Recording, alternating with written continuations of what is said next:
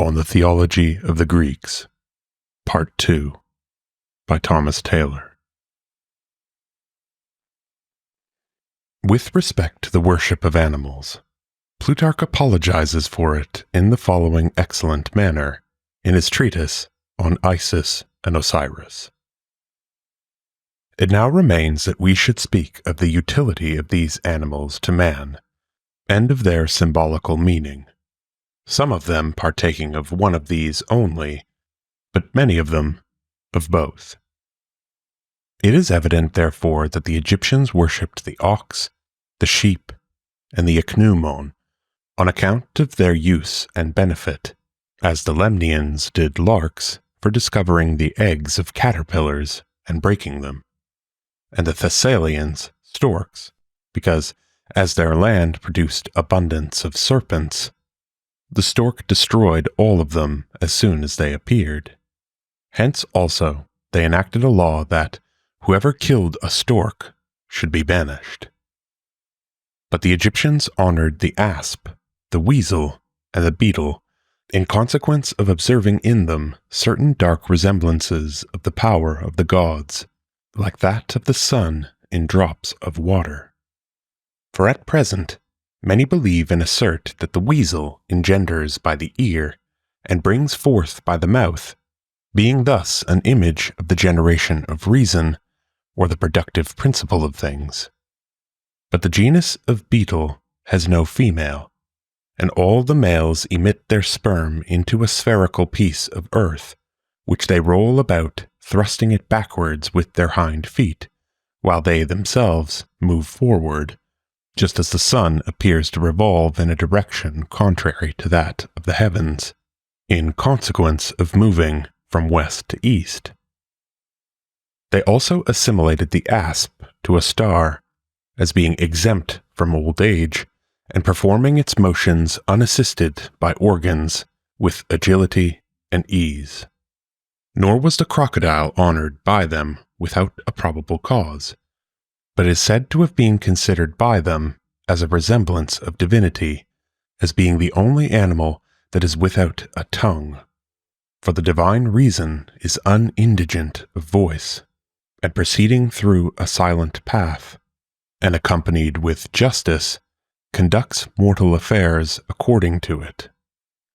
They also say it is the only animal living in water that has the sight of its eyes covered with a thin and transparent film, which descends from its forehead so that he sees without being seen, which is likewise the case with the first god. But in whatever place the female crocodile may lay her eggs, this may with certainty be concluded to be the boundary of the increase of the Nile, for not being able to lay their eggs in the water, and fearing to lay them far from it, they have such an accurate presensation of futurity, that though they enjoy the benefit of the river in its access, during the time of their laying and hatching, yet they preserve their eggs dry and untouched by the water.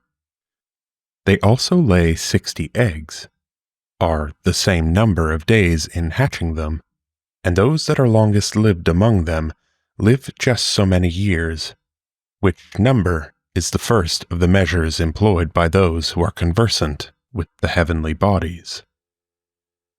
Moreover, of those animals that were honored for both reasons, we have spoken before of the dog, but the ibis, killing indeed all deadly reptiles, was the first that taught men the use of medical evacuation, in consequence of observing that she is after this manner washed and purified by herself. Those priests also that are most attentive to the laws of sacred rites, when they consecrate water for lustration, fetch it from that place where the ibis had been drinking, for she will neither drink nor come near unwholesome or infected water, but with the distance of her feet from each other, and her bill, she makes an equilateral triangle. Farther still, the variety and mixture of her black wings about the white represents the moon when she is gibbous. We ought not, however, to wonder if the Egyptians love such slender similitudes, since the Greeks also, both in their pictures and statues, employ many such like resemblances of the gods.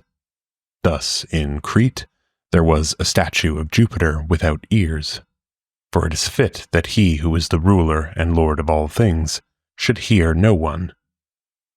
Phidias also placed a dragon by the statue of Minerva, and a snail by that of Venus at Elis, to show that virgins require a guard, and that keeping at home and silence become married women. But the trident of Neptune is a symbol of the third region of the world, which the sea possesses, having an arrangement after the heavens and the air. Hence also they thus denominated Amphitrite and the Tritons. The Pythagoreans likewise adorned numbers and figures with the appellations of the gods, for they called the equilateral triangle Minerva Coryphagenes, or begotten from the summit, and Tritogeneia, because it is divided by 3 perpendiculars drawn from the 3 angles. But they called the one Apollo, being persuaded to this by the obvious meaning of the word Apollo, which signifies a privation of multitude, and by the simplicity of the monad. The duad they denominated strife and audacity, and the triad justice. For since injuring and being injured are 2 extremes subsisting according to excess and defect, justice through equality has a situation in the middle. But what is called the tetractys, being the number 36, was, as is reported, their greatest oath, and was denominated the world. For this number is formed from the composition of the 4 first even and the 4 first odd numbers, collected into one sum. If, therefore, the most approved of the philosophers did not think it proper to neglect or despise any occult signification of a divine nature when they perceived it, even in things which are inanimate and incorporeal, it appears to me that they, in a still greater degree, venerated those peculiarities depending on manners which they saw in such natures as had sense, and were endued with soul, with passion, and with ethical habits. We must embrace, therefore, not those who honor these things, but those who reverence divinity through these, as through most clear mirrors, and which are produced by nature in a becoming manner, conceiving them to be the instruments or the art of the God by whom all things are perpetually adorned. But we ought to think that no inanimate being can be more excellent than one that is animated, nor an insensible than a sensitive being, not even though someone should collect together all the gold and emeralds in the universe. For the divinity is not ingenerated either in colors, or figures, or smoothness, but such things as neither ever did, nor are naturally adapted to participate of life, have an allotment more ignoble than that of dead bodies. But the nature which lives and sees, and has the principle of motion from itself, and a knowledge of things appropriate and foreign to its being, has certainly derived an efflux and portion of that wisdom, which, as Heraclitus says, considers how both itself and the universe is governed. Hence the divinity is not worse represented in these animals than in the workmanships of copper and stone, which in a similar manner suffer corruption and decay, but are naturally deprived of all sense and consciousness. This, then, I consider as the best defense that can be given of the adoration of animals by the Egyptians. With respect, however, to the sacred vestments, those of Isis are of various hues, for her power is about matter, which becomes and receives all things, as light and darkness, day and night, fire and water, life and death, beginning and end. But those of Osiris are without a shade, and have no variety of colors, but have only one, which is simple and luciform. Hence, when the latter have been once used, they are laid aside and preserved. For the intelligible is invisible and intangible, but the vestments of Isis are used frequently, for sensible things being in daily use and at hand, present us with many developments and views from their different mutations. But the intellectual perceptions of that which is intelligible, genuine, and holy, luminously darting through the soul like a coruscation, is attended with a simultaneous contact and vision of its object. Hence, Plato and Aristotle call this part of philosophy epoptic, or intuitive, indicating that those who have through the exercise of the reasoning power soared beyond these stochastic, mingled, and all various natures, raise themselves to that first, simple, and immaterial principle, and passing into contact with the pure truth which subsists about it, they consider themselves as having at length obtained the end of philosophy. And that which the present devoted and veiled priests obscurely manifest with great reverence and caution is, that this God is the ruler and the prince of the dead, and is not different from that divinity who is called by the Greeks Hades and Pluto, the truth of which assertion, not being understood, disturbs the multitude, who suspect that the truly sacred and holy Osiris dwells in and under the earth, where the bodies of those are concealed who appear to have obtained an end of their being. But he indeed himself is at the remotest distance from the earth, unstained, unpolluted, and pure from the very essence that receives corruption and death. The souls of men, however, being here encompassed with bodies and passions, cannot participate of divinity as of an obscure dream by intellectual contact through philosophy. But when they are liberated from the body and pass into the invisible, impassive, and pure region, this God is then their leader and king, from whom they depend, insatiably beholding him, and desiring to survey that beauty which cannot be expressed or uttered by men, and which Isis, as the ancient discourse evinces, always loving, pursuing, and enjoying, fills such things in these lower regions as participate of generation, with everything beautiful and good.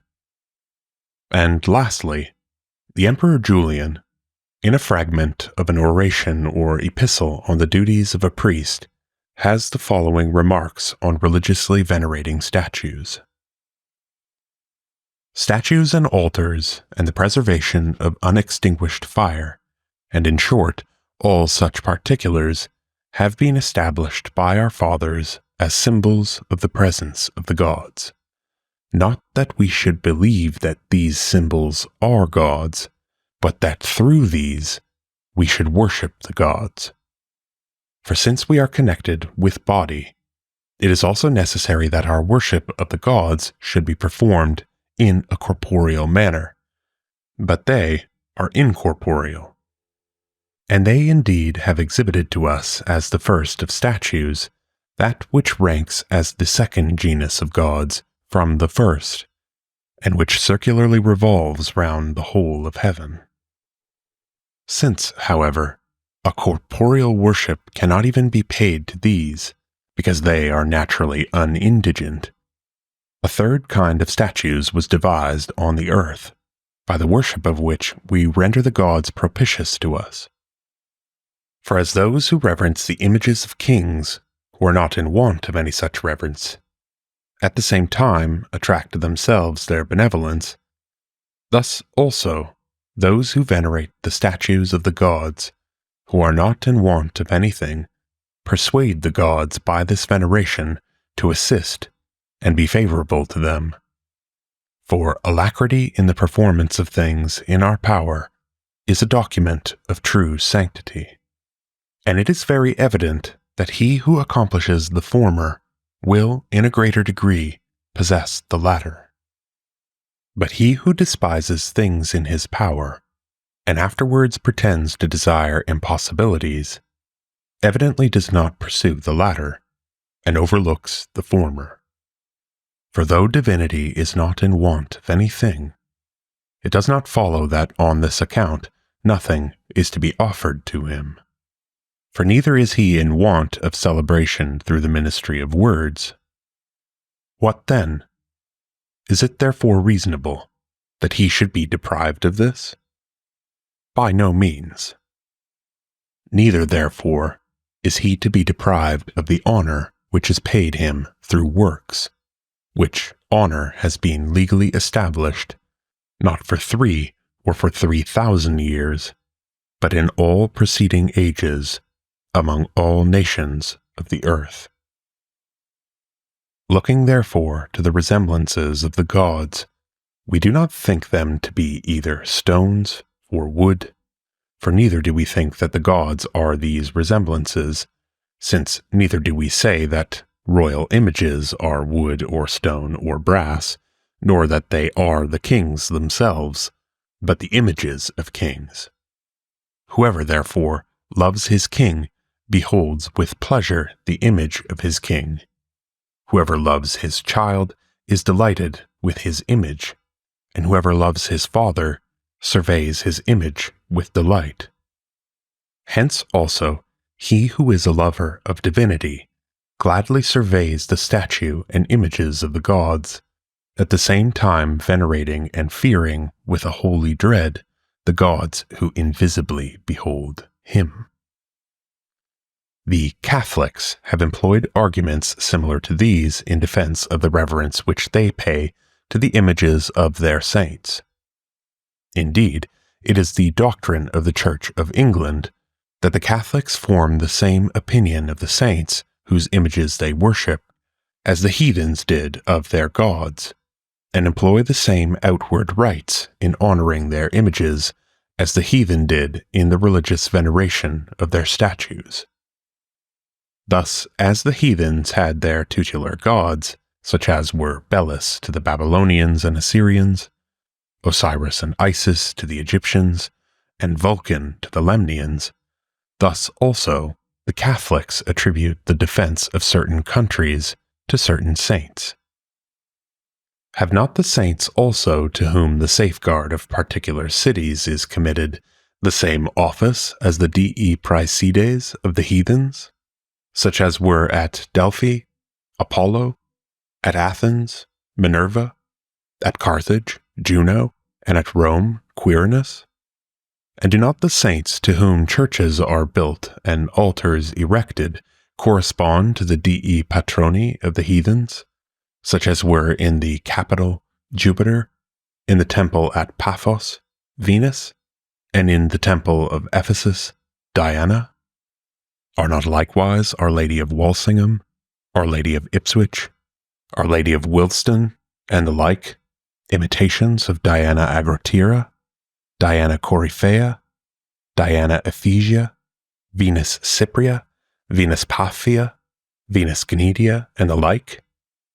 The Catholics, too, have substituted for the marine deities Neptune, Triton, Nereus, Castor and Pollux, Venus, etc., Saint Christopher, Saint Clement, and others, and especially Our Lady, as she is called by them, to whom seamen sing Ave Maris Stella. Neither has the fire escaped their imitation of the pagans, for instead of Vulcan and Vesta, the inspective guardians of fire according to the heathens, the Catholics have substituted Saint Agatha, on the day of whose nativity they make letters for the purpose of extinguishing fire. Every artificer likewise and profession has a special saint in the place of a presiding god. Thus scholars have Saint Nicholas and Saint Gregory, painters Saint Luke, nor are soldiers in want of a saint corresponding to Mars, nor lovers of one who is a substitute for Venus. All diseases, too, have their special saints instead of gods, who are invoked as possessing a healing power. Thus the venereal disease has Saint Roche, the falling sickness, Saint Cornelius, the toothache, Saint Apollon, etc.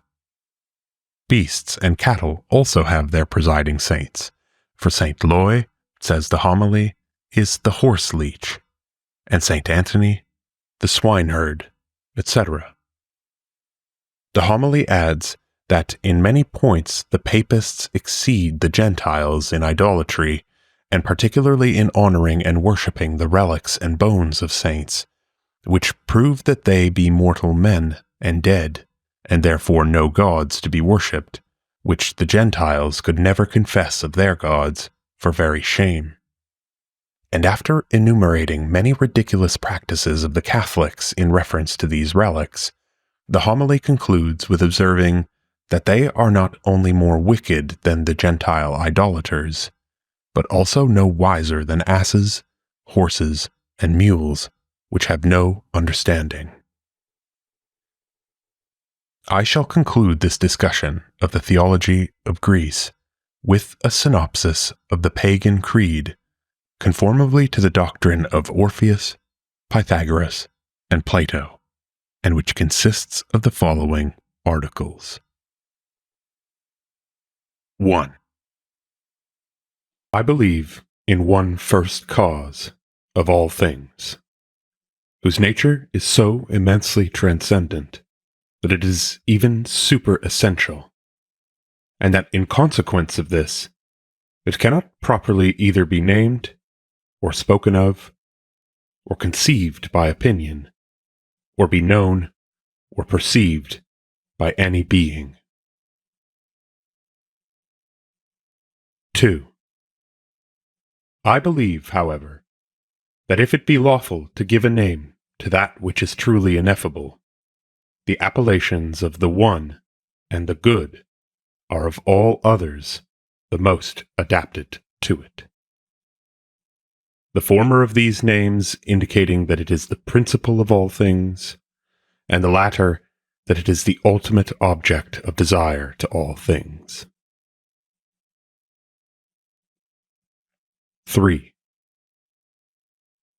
I believe that this immense principle produces such things as are first and proximate to itself, most similar to itself.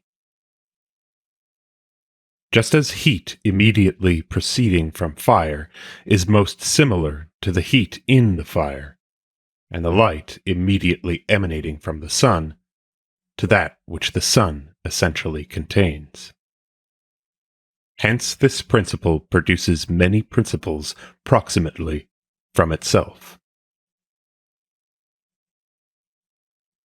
4. I likewise believe that since all things differ from each other, and are multiplied with their proper differences, each of these multitudes is suspended from its one proper principle, that in consequence of all this, all beautiful things, whether in souls or in bodies, are suspended from one fountain of beauty.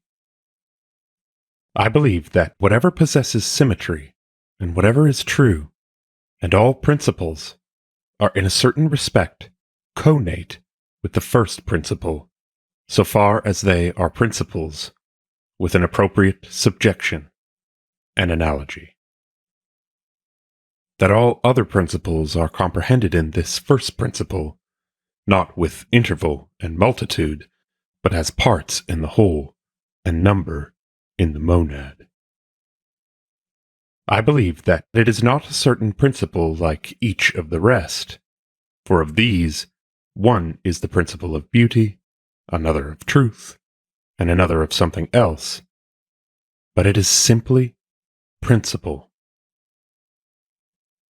Nor is it simply the principle of beings, but it is the principle of principles, it being necessary that the characteristic property of principle, after the same manner as other things, should not begin from multitude, but should be collected into one monad as a summit, and which is the principle of principles.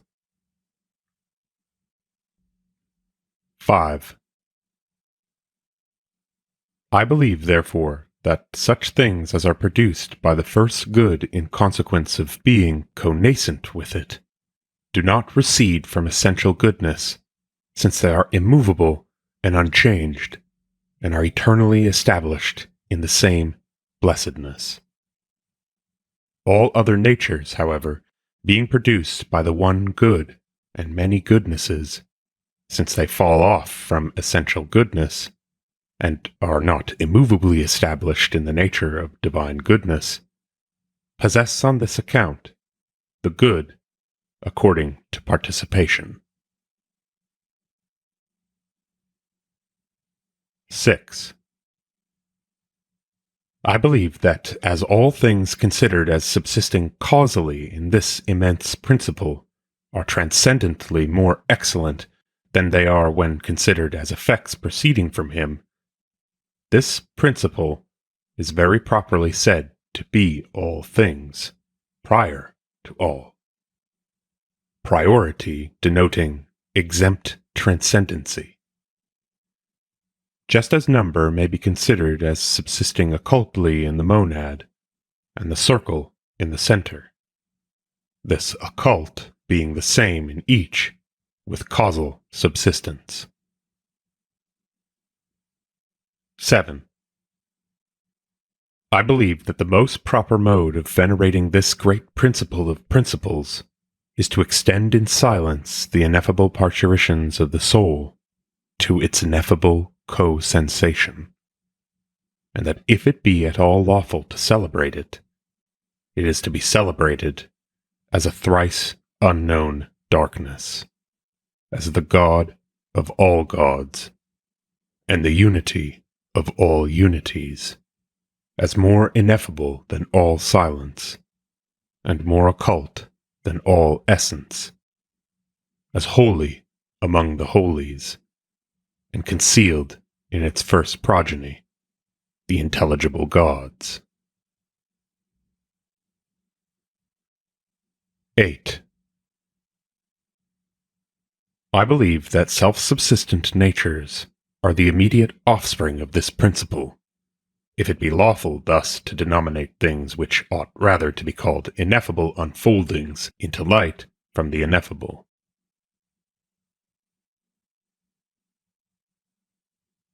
9. I believe that incorporeal forms or ideas resident in a divine intellect are the paradigms or models of everything which has perpetual subsistence according to nature. That these ideas subsist primarily in the highest intellects, secondarily in souls, and ultimately in sensible natures, and that they subsist in each, characterized by the essential properties of the beings in which they are contained. That they possess a paternal, producing, guardian, connecting, perfective, and uniting power. That in divine beings they possess a power fabricative and gnostic. In nature, a power fabricative but not gnostic.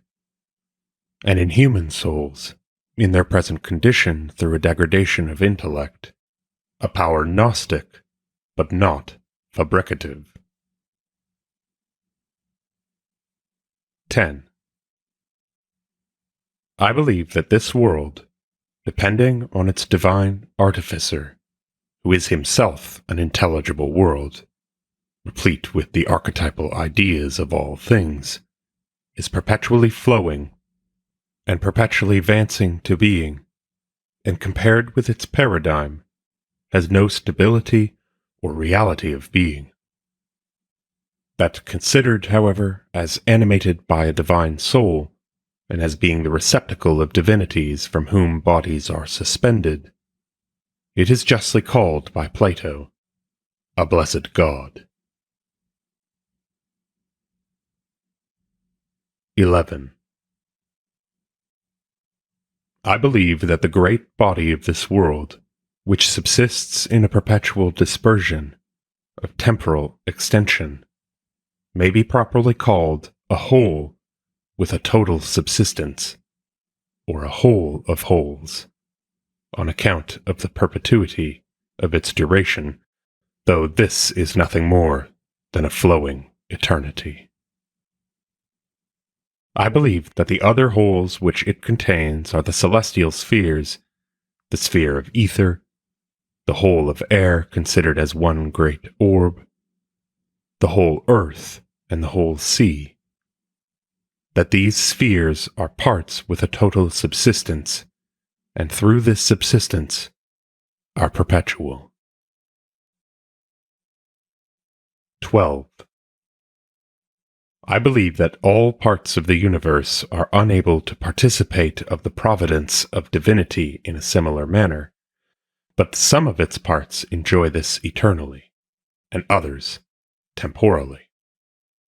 Some in a primary, others in a secondary degree. For the universe, being a perfect whole, must have a first, a middle, and a last part. But its first parts, as having the most excellent subsistence, must always exist according to nature, and its last parts must sometimes exist according to, and sometimes contrary to, nature. Hence the celestial bodies, which are the first parts of the universe, perpetually subsist according to nature, both the whole spheres and the multitude coordinate to these wholes, and the only alteration which they experience is a mutation of figure and variation of light at different periods.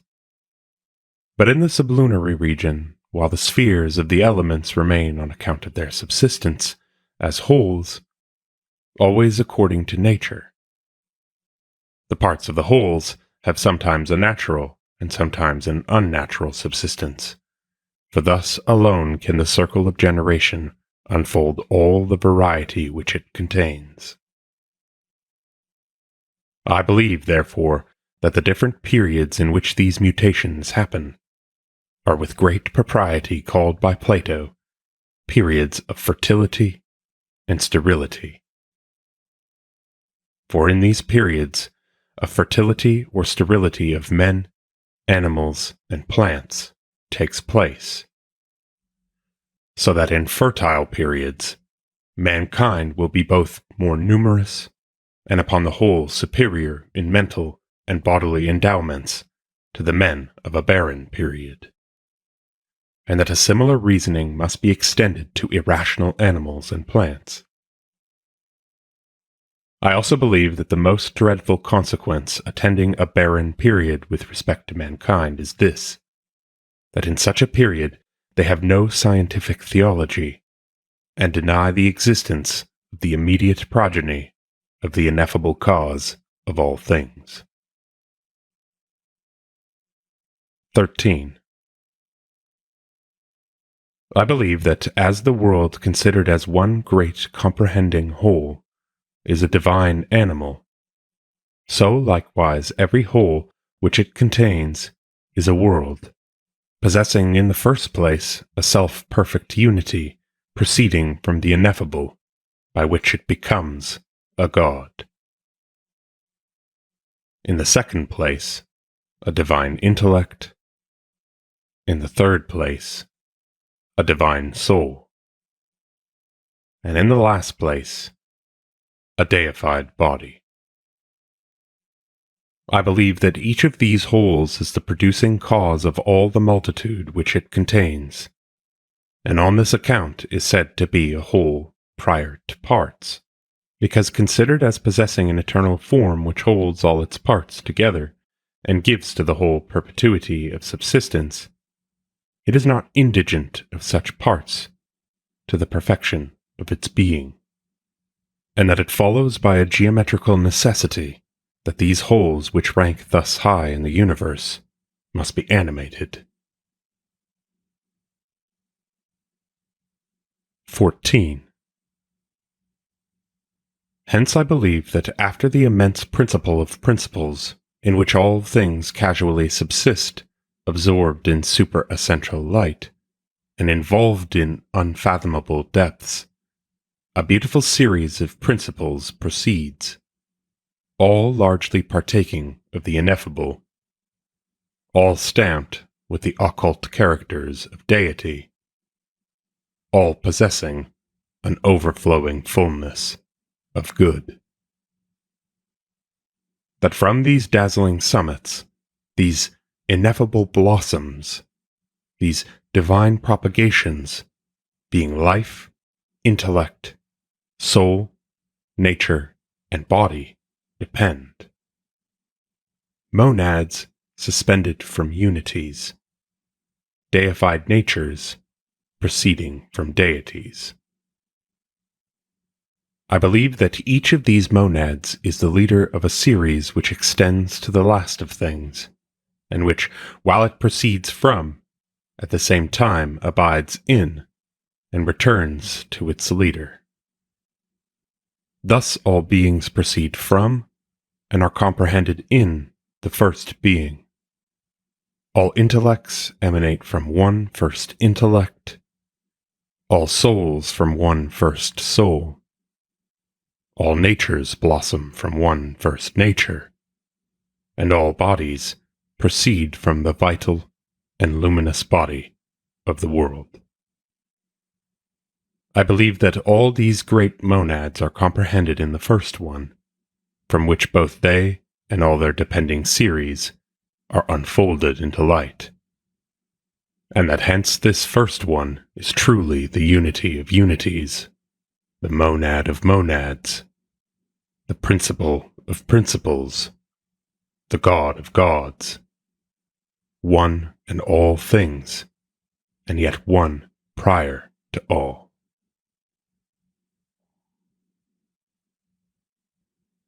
(15) I also believe that man is a microcosm, comprehending in himself partially everything which the world contains divinely and totally. That hence he is endued with an intellect subsisting in energy, and a rational soul proceeding from the same causes as those from which the intellect and soul of the universe proceed. And that he has likewise an ethereal vehicle analogous to the heavens, and a terrestrial body composed from the four elements, and with which also it is coordinate. 16. I believe that the rational part of man, in which his essence consists, is of a self-motive nature, and that it subsists between intellect, which is immovable both in essence and energy, and nature, which both moves and is moved. 17. I believe that the human as well as every mundane soul uses periods and restitutions of its proper life. For in consequence of being measured by time, it energizes transitively and possesses a proper motion. But everything which is moved perpetually and participates of time revolves periodically and proceeds from the same to the same. 18. I also believe that as the human soul ranks among the number of those souls that sometimes follow the mundane divinities in consequence of subsisting immediately after daimons and heroes, the perpetual attendants of the gods, it possesses a power of descending infinitely into the sublunary region, and of ascending from thence to real being. That in consequence of this, the soul, while an inhabitant of earth, is in a fallen condition, an apostate from deity, an exile from the orb of light. That she can only be restored while on earth to the divine likeness, and be able after death to reascend to the intelligible world by the exercise of the cathartic and theoretic virtues, the former purifying her from the defilements of a mortal nature, and the latter elevating her to the vision of true being, and that such a soul returns after death to her kindred star from which she fell, and enjoys a blessed life. 19. I believe that the human soul essentially contains all knowledge, and that whatever knowledge she acquires in the present life is nothing more than a recovery of what she once possessed, and which discipline evocates from its dormant retreats. 20. I also believe that the soul is punished in a future for the crimes she has committed in the present life, but that this punishment is proportioned to the crimes, and is not perpetual. Divinity punishing not from anger or revenge, but in order to purify the guilty soul and restore her to the proper perfection of her nature. 21. I also believe that the human soul, on its departure from the present life, will, if not properly purified, pass into other terrene bodies, and that if it passes into a human body, it becomes the soul of that body. But if into the body of a brute, it does not become the soul of the brute, but is externally connected with the brutal soul, in the same manner as presiding daimons are connected in their beneficent operations with mankind. For the rational part never becomes the soul of the irrational nature. 22. Lastly, I believe that souls that live according to virtue shall in other respects be happy, and when separated from the irrational nature and purified from all body, shall be conjoined with the gods, and govern the whole world, together with the deities, by whom it was produced. End of On the Theology of the Greeks, Part 2, by Thomas Taylor. Read by Dan Attrell. If you would like to support more work such as this, please visit patreon.com/themodernhermeticist. And above all, thank you for listening.